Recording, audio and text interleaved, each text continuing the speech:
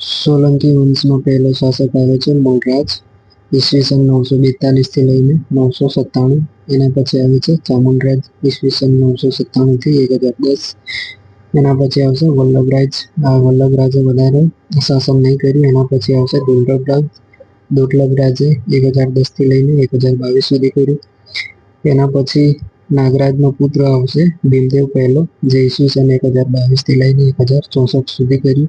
ભીમદેવ પહેલા પછી આવશે એની બે પત્નીઓ હતી, એક રાણી બકુલા દેવી અને એક બીજી રાણી ઉદયમતી. આ રાણી ઉદયમતીનો પુત્ર આવશે કર્ણદેવ, જેને 1064 થી લઈને 1094 સુધી શાસન કર્યું. એના પછી આવશે સિદ્ધરાજ જયસિંહ, જે 1094 થી લઈને 1142 સુધી શાસન કર્યું.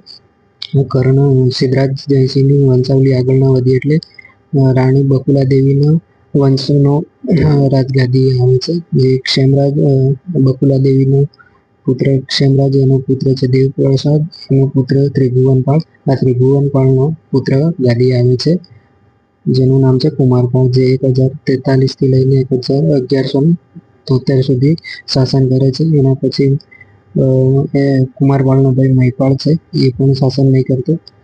એના પછી કીર્તિપાળ. તો કુમારપાળના પુત્ર નતા, તો મહિપાળનો પુત્રને દત્તક તરીકે લીધો, જે અજયપાળ નામનો હતો.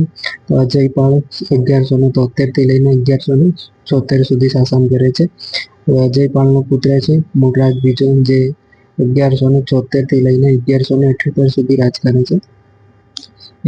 એના પછી આવશે ભીમદેવ બીજો, જે સૌથી વધુ શાસન કરે છે 1178 થી લઈને 1242 સુધી. અને ભીમદેવ બીજાનો પુત્ર ત્રિભુવનપાળ બીજો, જે અંતિમ સોલંકી રાજા તરીકે ઓળખાય છે અને ઈસવીસન 1242 થી લઈને 1244 સુધી શાસન કરે છે. તો આ હતી સોલંકી વંશમાં થઈ ગયેલા રાજાઓ વિશે માહિતી.